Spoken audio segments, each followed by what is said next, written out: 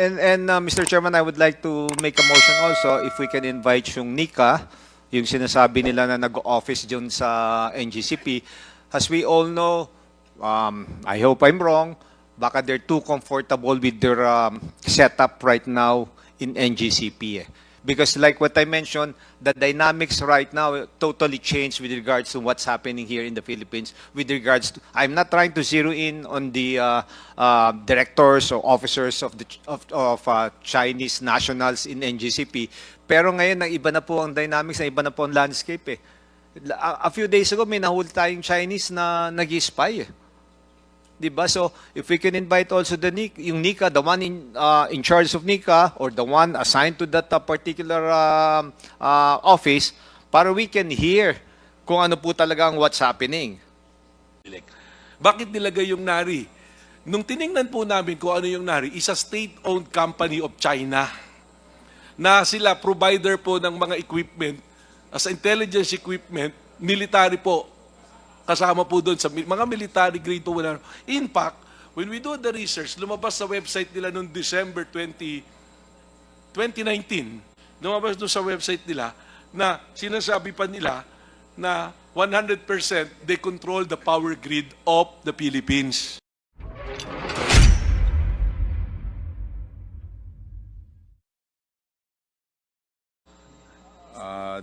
From the first district of a second district pala, no? So the second district, the Honorable Luistro. Thank you, Mr. Chair. Mr. Chair, I remember part of my interpellation is on the SCADA and NARI. We've heard the explanation of the technical personnel of NGCP, and having heard that Attorney Melvin Matibag used to be connected with Transco. I believe he's an expert witness or resource person as well. I wish to request Attorney Matibag to please enlighten us what is ESCADA, what is NARI, and kindly correlate their significance to each other. Well, yung SCADA po, thank you po, no? Yung SCADA is the system. Yung po yung, that's generic, yung parang yun yung, that is supervisory control and data gathering na ginagawa po nila. No? Yung NARI po, that is the brand of the equipment, hardware, software, na nilagay nung pumasok po ang NGCP. Before that, ang nandun po is GE, tsaka ABB. Bago pa po lahat yan, bago lahat yung mga system na yan, nilagay nila yung NARI. Kaya nung pinag-uusapan natin yung problema ng China, kaya po lumalabas yan, kaya may suspecha tayo. Dahil, kagaya ng explanation ko po, ulitin ko po kanina, ang cellphone natin to iPhone, this is the hardware. But this is run by a software, iOS. Kayo po ba naniniwala na yung nilalagay nyo dyan, hindi nakikita dun nung gumagawa? Knowing that ang NARI is proprietary. May source code po yan. Kanina sinabi, nasa kanila raw yung source code. Parang yung election po, since mag-election, COMELEC, may source code dyan. Nakikita ng COMELEC yan. Alam po yan ng COMELEC. Bakit nilagay yung NARI? Nung tiningnan po namin kung ano yung NARI, is a state-owned company of China na sila provider po ng mga equipment, as intelligence equipment, military po, kasama po doon sa mga military grade po. In fact, when we do the research, lumabas sa website nila noong December 2019, lumabas doon sa website nila na sinasabi pa nila na 100% they control the power grid of the Philippines. Nung iniraise po namin yung issue na yan, on the next hearing, wala na po yung website. Binura na yung nakalagay na yon. Pero meron po kami noon. In fact, we provided the Senate. I think meron din pong kopya rito dahil nagiring din dito. Attorney Matibag, if I may interrupt, Opo. that publication, correct me if I'm wrong, is the same printout that we flashed during the last hearing. That Do is you correct confirm po. that? That is correct. Sa website po, lifted from the website of NARI. So you confirm that from the website of is it not the State Grid China Corporation's publication and not NARI? NARI publication po yun, and NARI is a state-owned company, the same as the State Grid of China, a state-owned company of China. I understand. So NARI is a subsidiary of State Grid China They are Corporation. separate company po. If we are familiar with the ownership sa China, alam nyo, mga state-owned po yan, mga government-owned. Parehas po sila. And when you research doon sa website, noon nga, sa website ng NARI, lumalabas doon, they supply military intelligence, mga equipment na parehas ng ginagamit po sa atin. Ngayon, yung pong data gathering, ang tanong ko nga, anybody can answer po siguro, educate me.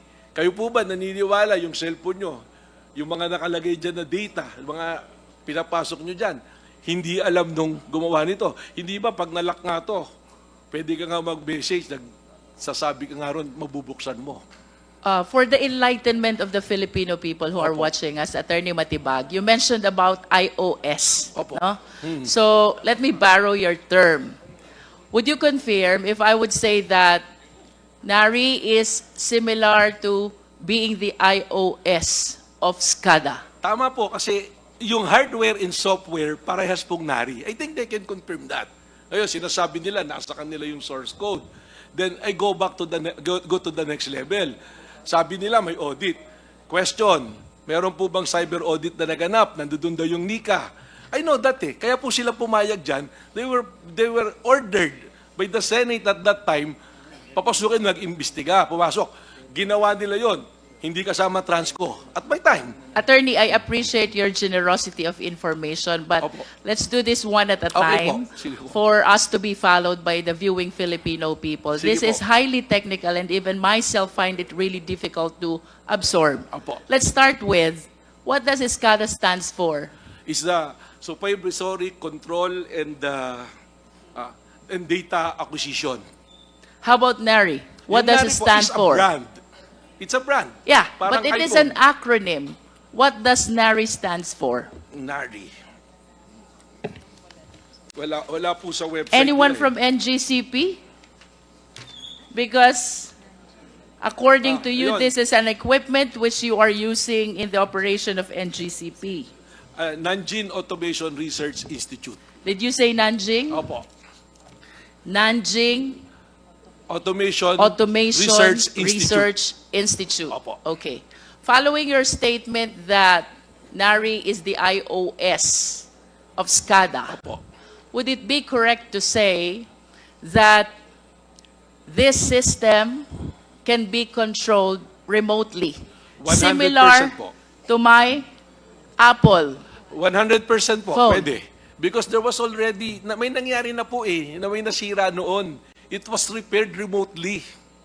From China, hindi po kailangan bumahin ng technician para pumunta rito at ayusin pa yung nasira. All Nangyari right. na po yan, 2 beses na. And considering that NARI originated from Nanjing, would it be possible also that somebody from Nanjing will be operating our system SCADA here in the Philippines, remote? The one operating is in Nanjing, and the hardware is here, the SCADA at NGCP. Very possible po with the technology now. 100% possible po yan. Kasi nangyayari nga po eh. I will cite an example if you will allow me, ma'am. Yes, Sa Ukraine, twice there was an attack, cyber attack, sa power grid mismo. Napasok. Hindi po sila pumasok na may baril na pinasok pa yung control center and all. It was hacked 3 days before na power up ulit ng Ukraine. And to find out, intelligence services noon, they found out na that is prelude already doon sa nangyayari ngayon na gera. Kanina, Attorney Matibag, you made mention about the nature of this NARI, the company, Opo. that it has something to do with the military of China. Can you Opo. please expound on this? Yun po yung sinabi sa website nila. Kasi they also supply military hardware. In other words, the business of NARI is the supply of highly sophisticated Hardware technology, and software po. hardware and For software, communication and data gathering. which can be used as well by the military. Opo. If you will allow me again, ma'am, Yes, please. Just recently, United Kingdom They have 15% the equipment na Nari, they remove it. Why did they remove? For reason of national security po. Example na lang po, hindi ba? Ang Amerika, they ban TikTok. Bakit? Because sabi nila, they suspicion lang that is being used to gather data sa Amerika. Sayo nga po, nandun na mismo yung system, hardware and software. Nari, China. Nagpapatakbo, China. I may agree with Engineer Clark na sige, sa akin yung source code. Pero sino pang may alam ng source code? Tama po kayo nung sinabi nyo nung last hearing. The creature cannot rise above the creator. Tama po yun. Ako, I'm certain of this. Huwag na po tayong magtalo sinong mas Pilipino, tsaka sinong hindi Pilipino, sinong kampi sa China. Hindi. I'm stating kung ano po yung factual na nangyayari. And anybody can refute it. They may do so.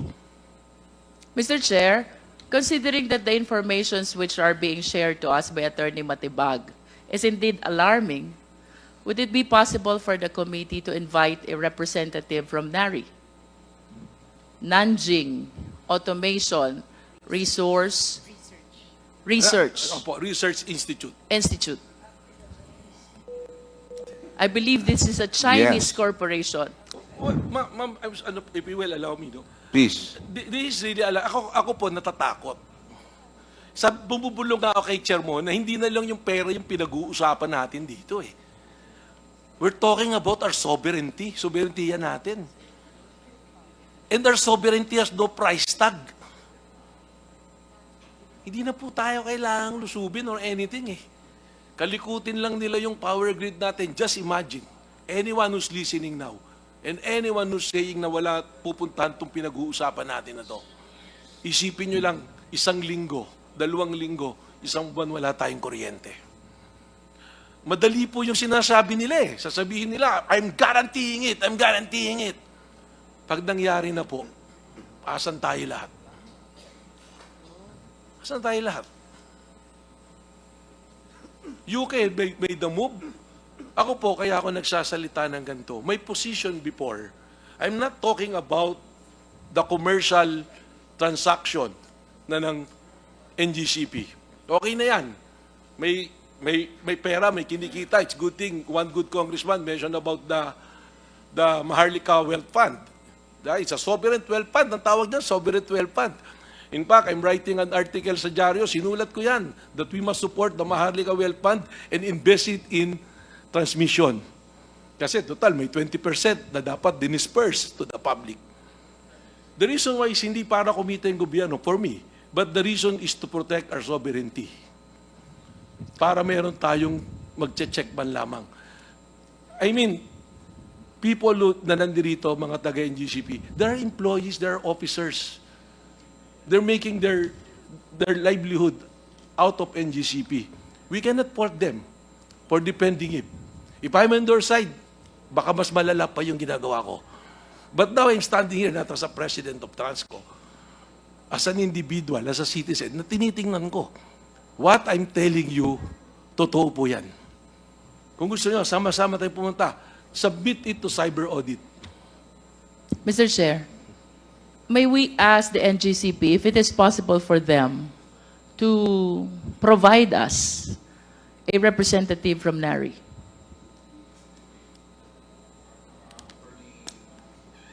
Can reply. Attorney Paul, Attorney... Mr. Chairman, can I pass the mic to Engineer Clark? Mr. Chair, I believe that the question is answerable simply by a yes or a no, whether they Yes. will provide a representative or not, with all due respect. They would like, the question is, can we ask Nari to appear before this committee? Can you help us I to believe we answer cannot, some questions that the committee has, even in an executive session? we'll try to ask our Chinese partners, but definitely, Mr. Chairman, at the moment, personally, I cannot. I do not even know a representative from NARI. Okay, thank you. Because So this we is a will- Chinese corporation. And chances are, the people in NARI are all Chinese people. And that's what make this situation so difficult for us Filipino citizens. Yes, Attorney Melvin, Mr. Chair. Mr. Chair, it defies logic yung sinasabi. I apologize, pero para sa akin, hindi ka tanggap-tanggap eh. NARI is a supplier. Ibig sabihin, contractor ng NGCP yan. Hanggang ngayon, binabayaran nyo yan. Hindi naman pwedeng hindi nyo imbitahan. And they will say, kung hindi kayo mag-appear dito, tigil na namin bayad, kuha na kami ng iba na supplier. Ayun ko, I might be wrong. I will leave the better judgment to the honorable gentlemen and gentlewomen of this honorable committee. Thank you. That's something that we will have to discuss and request. Because I think it does make sense that if they are your supplier, then for transparency, without going into issue of protocols, or then we can ask, because I think there are questions. May I know, Mr. Chairman, Yes, if I may, I think we need an answer from them. If Congresswoman- supplier nila talaga yung NARI. Yes, Attorney Paul, they are your supplier, correct? Yes, sir. They're your na- supplier. So, binabayaran niya yan buwan-buwan. Sir, I would just like to clarify regarding the points being raised by Mr. Matibag. First, on the hardware. Yes, sir. Mr. Chair. Binabayaran niyo ba buwan-buwan yan as a supplier? Yes, sir. Yeah, Okay, klaro tayo. no, sir. Not every month. Once they supply the equipment, the software, and then after the commissioning, full control and operation is with. How about, within us. after-sales service? You have, sir, we maintain maintenance service agreement with them. So kung Yun. pag may problem Yun, po, may ano pa yun. pupunta So, may sila. relationship pa rin kayo. Meron pa Thank rin you. po. Okay, klaro rin. Mr. Chairman, sorry again, no? Yeah, don't Pero go tomorrow. I couldn't understand bakit ang sagot ni attorney, hindi niya kaya imbitahin. Eh, meron palang working relationship sila. Attorney. That's why, with the answer of our technical partner, Mr. Chairman, we will endeavor that a representative from, if we can, NARI, will attend the next hearing. Proceed. Mr. Chair. Before, kasi related to because I noticed the consultant for the regulatory reset of ERC are foreigners, but they are here. Hindi po ba Chinese New Year sa kanila? Hindi po. So, yun lang po. I just have to make a point. Mr. Chair, we will go back to you, Attorney Matibag. But please let this representation continue with the interpellation. Kanina po nabanggit yung Senate hearing. Our resource person relayed to us that President Almeida made a testimony about the cyber attacks, whether it is against the corporate system or the system of NGCP. I wish to be certain. The committee wishes to be certain. We have reports as well that in the same Senate inquiry, Transco consultant by the name Ronaldo Del Mundo testified that NARI is a transmission control operation of platform system which allows remote access. This is according to consultant Ronaldo Del Mundo of Trasco. And to add, Mr. Chair, in the same Senate inquiry, the same Mr. Del Mundo testified as well that NARI is a computer control na pwedeng mag-switch on, switch off ng circuit breaker ng power plants. Mr. Chair, I wish to believe that the transcript of records of this Senate inquiry forms part of the public records. Therefore, Mr. Chair, this representation humbly move that we request for a copy of this transcript for all of us to be enlightened on the testimony that were given already by President Almeida, along with Ronaldo Del Mundo, because these are under oath testimonies, which should not be contradicted when they testify on a different forum or investigation. So, Mr. Chair. There's a motion. Any second? Duly seconded. Chairing no objection. The motion of the Honorable Luistro is approved. COMSEC, please carry out the letter request to the Senate. Thank you. Mr. Chair, I recall likewise that during the last hearing, I manifested my desire to conduct an ocular inspection of this system control, which we allege as NARI until we are able to verify, of NGCP.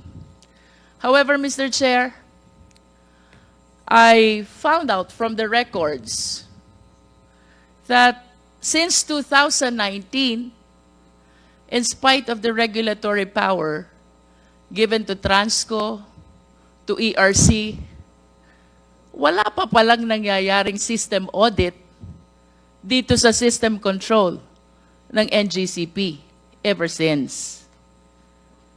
May we request a confirmation from NGCP? May we request President Almeda? Medyo nakakapagtaka na po. Our President is here, pero mukhang mas knowledgeable si Attorney Sagayo. What does SGP stands for, with all due respect? Attorney Sagayo. Mr. Chairman, SGP stands for Synergy Grid and Development Philippines Incorporated. Thank you, Attorney Sagayo, but I would prefer, I hope you don't mind, I don't mind, sir. to hear an answer But from our NGCP President. in the absence of President Saan Almeda, po I'm nagpunta a si- director of NGCP. Yes, for the information of everyone, he approached the chair earlier. He left already? Yes, because of another meeting that he has Okay. at 5 o'clock. So he had to excuse himself. Thank you. With that, then, we will be pleased to hear your answer, Attorney Sagayo. The question is whether, Mr. Chairman, I mentioned earlier that under the concession agreement 2.01, specifically Transco has no regulatory powers over NGCP. Are you trying to say, Attorney Sagayo, that there is no basis at all for Transco to visit and inspect the system control of NGCP? Mr. Chairman, Is that as your I- stand? No, Mr. Chairman. As I've said, Mr. Chairman, earlier, they can always visit, but subject to certain How about protocols. inspect? No problem, but subject to All right, so certain let me protocols. rephrase my question. Since the concession agreement in 2019, was there a time that the Transco inspected the system control of NGCP? Yes or no? There was an instance. I think, Mutia. Iba po yung visit, iba po yung inspection. Mr. Chair, if I may respond, may be recognized po. Mr. Chair. Is attorney from NGCP? Yes, Can Mr. you Chair. answer the question? As mentioned by Transco earlier, written into the concession agreement is an agreement by which Transco, together with PSOM, will form a committee for the purpose of inspecting both facilities and the books of NGCP, and that is conducted annually. By facilities, does it include the system control? The system control, attorney, I hope you understand. Very Mr. Chair, I will have sophisticated. to, I think that the intention of that, I have to go back and confirm which facilities are covered by the TR flat. I But hope we again- confine our answer, Mr. Chair, to the question whether or not the system control was inspected. I think this is self-explanatory already.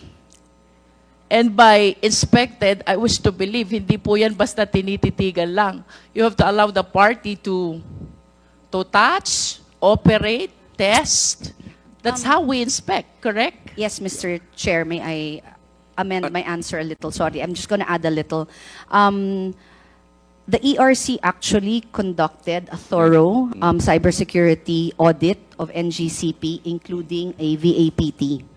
And that will, I think, address the concern, Mr. Chair, on not just looking visually, but also testing the ability of the systems to withstand. Mr. Chair, was it the ERC which was mentioned by our lawyer from NGCP? So may we hear a confirmation from ERC?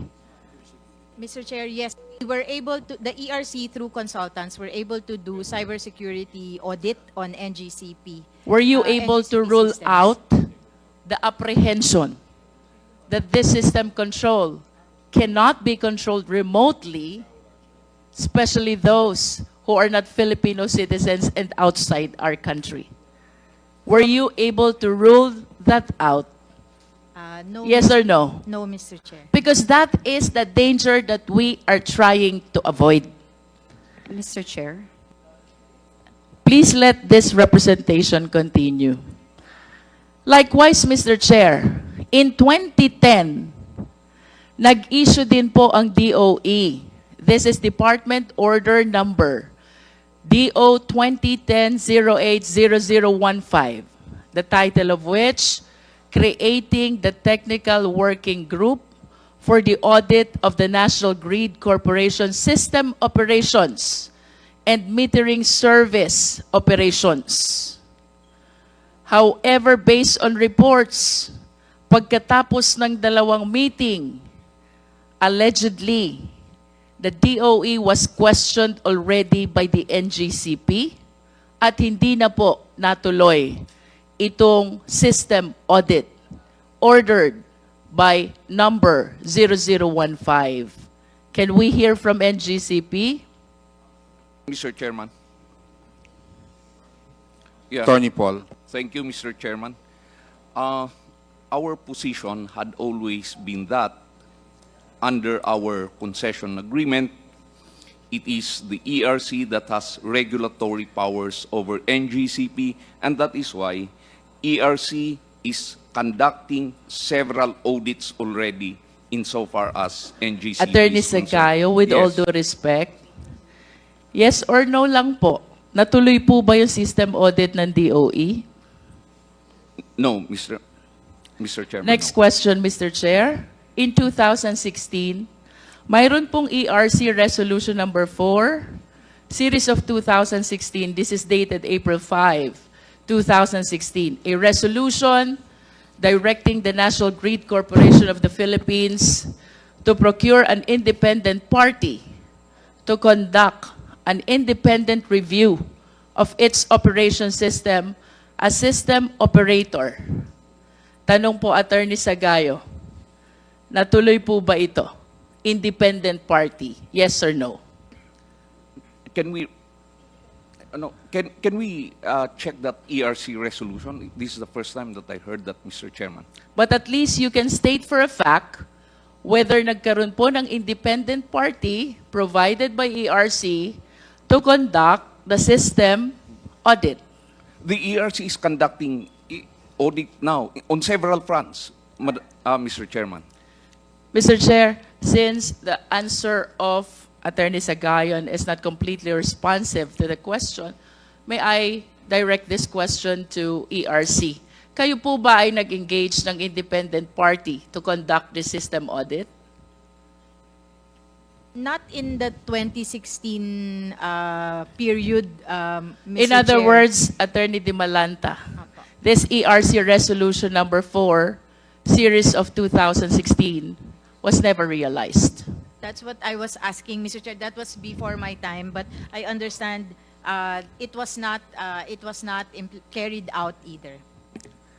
And Mr. Chair, to continue, 2017, nag-issue din po si DOE Secretary Alfonso Cusi, Department Circular Number DC 2017-12-0016, the title of which, Adopting the Guidelines for the Performance Assessment and audit of all power generation, transmission, and distribution systems and facilities. Ito po ba'y natuloy, Attorney Di Malanta? As far as I know, Mr. Chair, hindi rin po yan natuloy. Having said all those, bakit po kaya hindi matuloy ang system audit ng NGCP?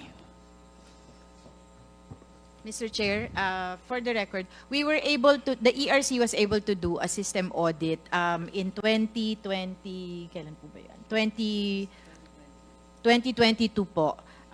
Yung mga nabanggit po na resolutions, hindi po yun na-implement for various reasons. I think there were some hesitation or reluctance on the part of the auditee.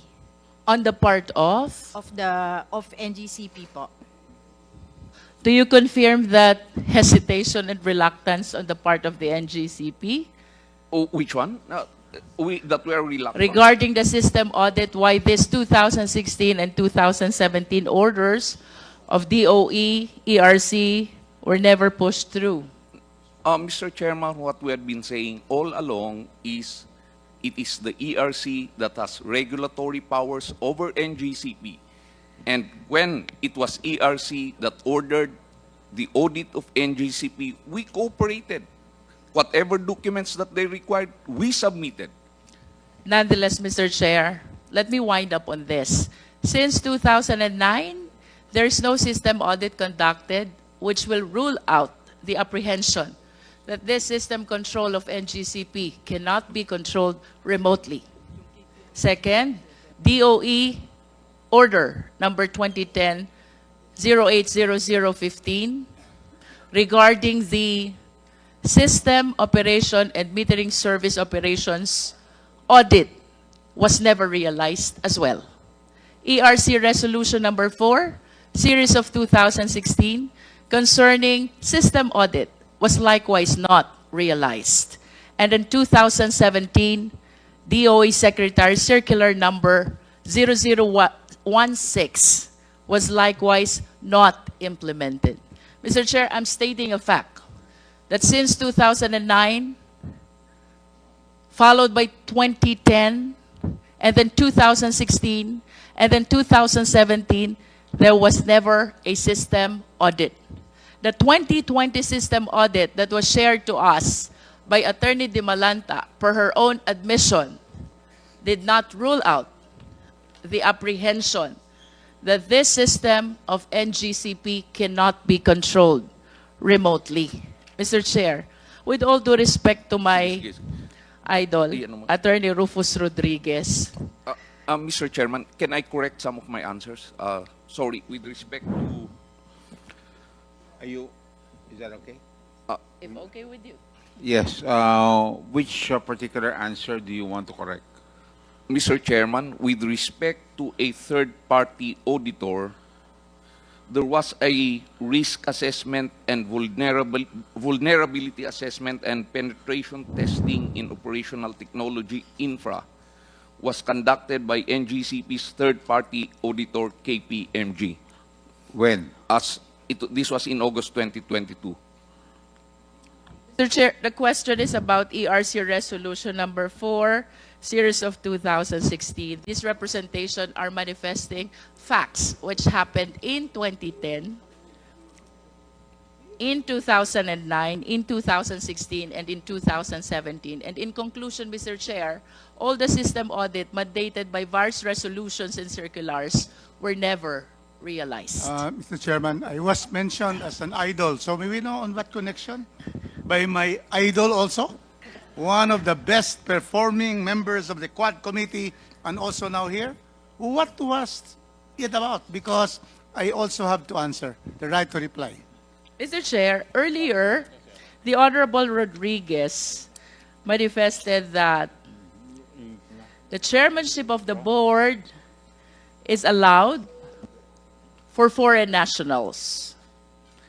During his interpellation, it was likewise manifested that the chief technical officer was seemingly allowed by DOJ permits and other agencies' documentation. However, Mr. Chair, I am reminded by one important document that we are requesting from the NGCP, and that is the shareholders' agreement. I wish to humbly submit, Mr. Chair, that we will not be able to determine really whether the chairman exercised managerial and executive function and even the chief technical officer until and unless we see the shareholders' agreement. On this light, Mr. Chair, this representation humbly move that we issue subpoena duces tecum to NGCP for them to submit the shareholders' agreement to this committee. So move, Mr. Chair. Mr. Chair, in addition to the motion, Mr. Chair? May I just make a clarification? There was a subpoena duces tecum already issued to them in this regard. And their answer is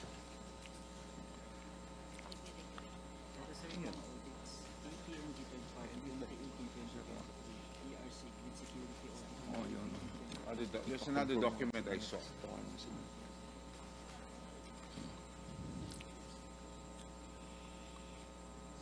Well, anyway, that I remember seeing that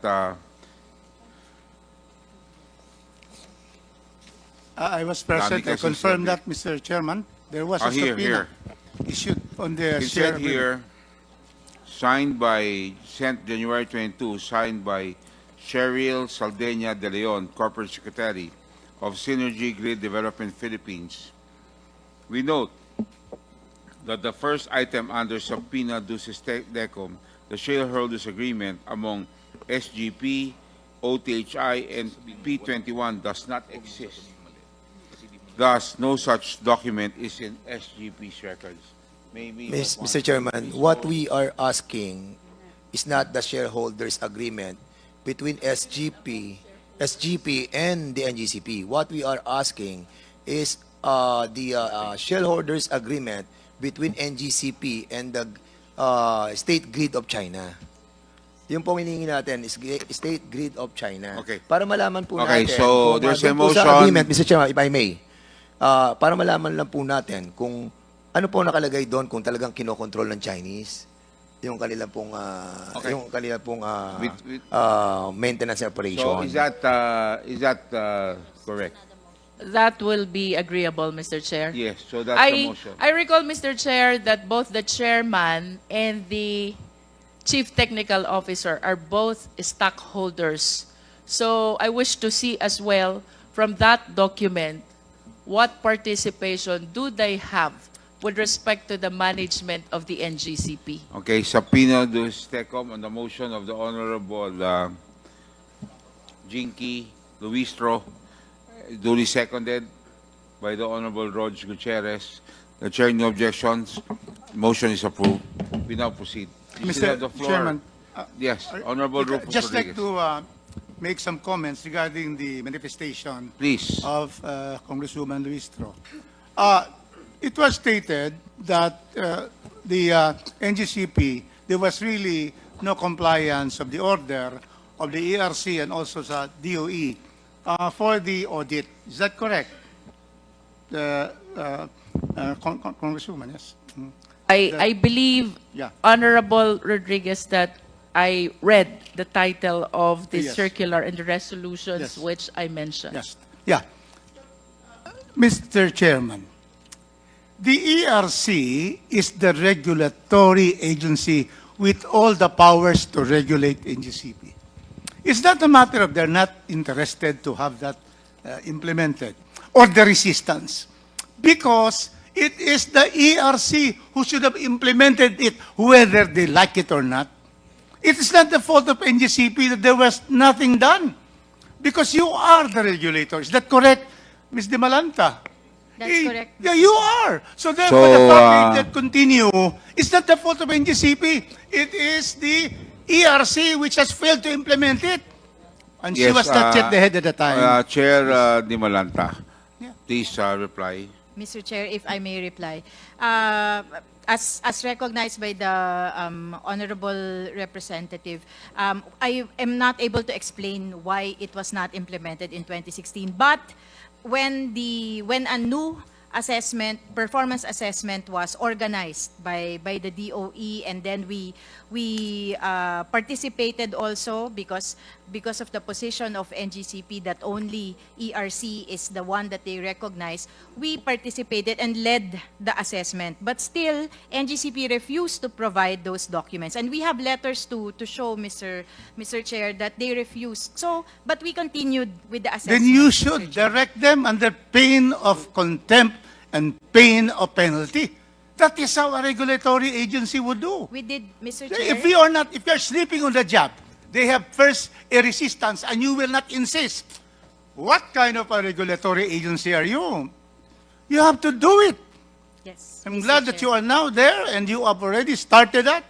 And that is not their fault that 2016, 18, 19, 20, there was no systems audit because you did not insist. You have the full powers and yet you waive that power. So just that, Mr. Chairman, to put it in the proper perspective, it could have been done. And we wish it will be done during your term. And let them not resist it. Otherwise, you penalize them. That is the power of the ERC. Thank you, Mr. Chairman. Much, Attorney Rufus Mr. Chair, Rodriguez. The Honorable Jinky, I wish to wind up. please. The apprehensions that we are facing right now about having our national grid possibly controlled by foreign national is right before our eyes. While it is just an apprehension, this is a question that needs to be answered with absolute certainty. With our present situation in the West Philippine Sea, Mr. Chair, I hope the Filipino people are walking with me right now. Exclusive in an economic zone, which is exclusive for Filipino citizens, as confirmed by UNCLOS, as confirmed by the international arbitration. And yet we continue to be harassed, threatened, and even injured by foreign nationals right in our sovereign land. With this situation, will you have the peace of mind na ipagtiwala ang kaisa-isa mong national grid sa kaaway mo sa West Philippine Sea? Will you have the peace of mind that the national grid relies on these Chinese citizens who are maligning, harassing, threatening our fellow Filipinos? Will you have the peace of mind that no Filipinos understand this technology and only Chinese engineers do? Will you have the peace of mind that the technology can be controlled by somebody in Nanjing, leaving all of us helpless? All aspects of Filipinos' lives rely on electricity. Manufacturing, transportation, communication, you name it. What will happen to us if indeed this technology is under Chinese control and they decide to sabotage our country? I can be wrong. We can be wrong. But the question is, what if this apprehension is correct? My point, Mr. Chair, to NGCP, give us the concrete, tangible, apparent, and absolute reason to believe that our transmission grid is under Filipino control and never under the Chinese control. With that, Mr. Chair, I conclude. Maraming salamat po.